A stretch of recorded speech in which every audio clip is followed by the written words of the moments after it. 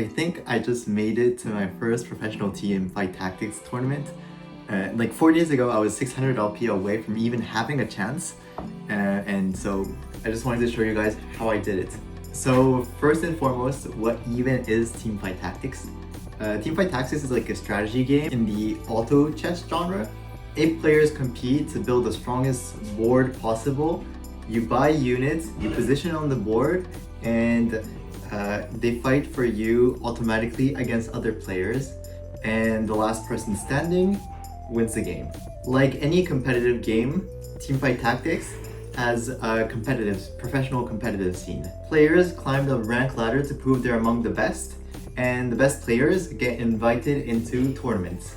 The competitive ecosystem works like this. At the very top, there's worlds where the best player of every region comes to compete and just crown who's the best player in the world, the champion. Below that is regionals, the golden spatula, where the top European players fight for a spot in the world championships. Then you have the Tactician's Cup, which is the tier just below, and that's where the 1500 LP challenger players compete with the best performers of the tier below. In that tier below, that's trials, 3 tournaments that are populated by the most dedicated players, ranging from a high GM to mid-challengers. And here's the thing about trials. To be in trials, you have to be in the top 236 players on the EU West server, Europe West server. You have to be in the top 236 out of 1 million players. But here's the problem. On June 6th, 4 days before they rocked the roster, I was at 196 LP. I'd completely run it down after the new patch dropped. Just a week before, I was at 715 LP, and so I had lost 500 LP. I was comfortably Grandmaster. That means top 600 on the server. But after the new patch, I was sitting at rank 2000 something, and so I had to do a lot of work. I would have to do a lot of work to get that back, and even more because I had to surpass my peak to even get that spot. So I've been playing TFT since set 9. It's currently set 14, and the closest I've been to making trials was last set, where I was 50 LP off of the cutoff on the last day. What I didn't know at that time is that if I did not play that last day, I would probably have made it through the waitlist, as people drop off of the tournament because of their obligation, etc. And so I would probably have made it off of waitlist at that time, but I did not know, and I ran down 200 LP the last day trying to make the cutoff.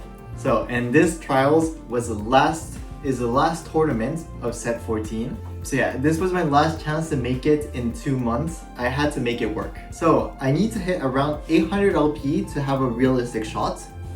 That means about 600 LP in 4 days. That's about 150 LP in a day, on average. The problem there is, on my good days, on my very good days, the maximum I usually get is around 150 to 200 LP.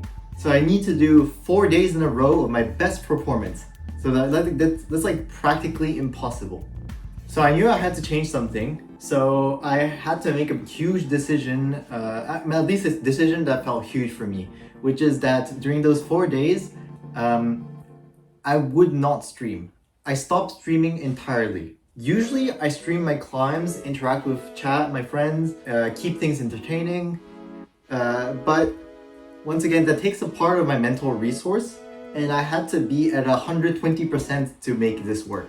I felt bad about it, so I kept the community up to date through my Discord, but yeah, for 4 days I did not stream. I knew that would not be enough neither, so what I developed with a friend of mine, David, or also known as the Volleybrower on Twitch, or Anti-Claus on League. We'd be in a voice call and we'd alternate person playing. So I play first, he'd play second, I play third, he plays fourth, etc.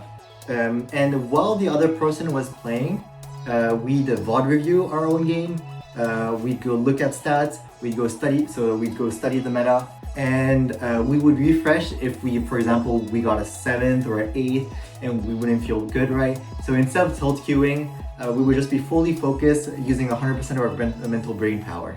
So the logic was simple: keep our brains fresh, maintain motivation, and make sure we learn from every single game instead of mindlessly grinding. So for the first 2 days were very brutal. I thought I was playing good TFT. I was flexing between a lot of different team compositions based on what the game gave me, adapting to my my position in the lobby. But the problem is that I wasn't winning out first a lot. So I wasn't buff warring a lot, but I wasn't winning out a lot. So my LP gains were very moderate there. In TFT, so there's 8 people in the lobby, right? So to gain LP, you need to be in the top 4. And to lose LP, you need to be in the top bottom floor. At 4th, you usually get around a 10-11 LP, but if you go first, you get 45 to 50 LP, and that's in the same amount of time. So when you need 150 LP a day, you can't really just only be playing for a 4th. That isn't going to cut it, because it means that on average, I cannot bot 4 for 15 games, and I need to be 4th for 15 games. So yeah, the grind was becoming impossibly long and tedious at that point. That's when my friend Slicedown jumped into our call and reminded us that a composition called Anima Squad, utterly brain-dead, easy composition, but that has a really high win-out potential, existed. Instead of playing complex, flexible compositions, I could just focus on maximizing my win-out potential by trying to high roll, or at worst, if I did not high roll, get a 6th or a 5th. That strategy shift was actually night and day. I mean, of course, at the beginning, I had to relearn the composition as I wasn't playing it a lot, so it was a bit moderate. But when I won out, I would gain 45 to 50 LP instead of like the 10, 20 that I would get before. So yeah, day by day, the LP started adding up. And I was checking the leaderboard after every single game, which probably I should not have done. Because I knew hundreds of players were fighting for this spots, right? So I was a bit stressing out, but it was going very well. So by the morning of the last day, I had climbed to 600 something LP, which was still a way off of the cutoff. And so I had to sit down and focus up. Actually, in that morning, I almost gave up because 200 LP is a lot, right?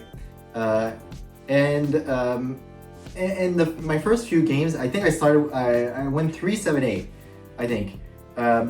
So I had lost approximately like 70 LPs, and so my day was starting really, really bad. And that's when I just said screw it, and I played 4 games straight of Anima Squad, which is I wouldn't say I'm proud of it, but hey, results are results. I went 1-1-3 with it, clutching up to 787. And at that point, I was 2 LP off, so I was debating whether or not to queue up another one again, just to make sure I make it. That's when my friend Moon came to talk to me. So yeah, Moon's like 1500 LP on the US server. Basically, he knows what he's talking about, and his advice was crucial. He told me to just sit. In competitive TFT, sitting means to not play and let the chaos happen around you. Moon explained to me that usually 20 qualified players drop out of tournaments last minute, be it from like family emergencies, oversleeping, or like even just a sudden loss of motivation. So the waitlist almost always gets called up to the 20th person. But here's the most terrifying part.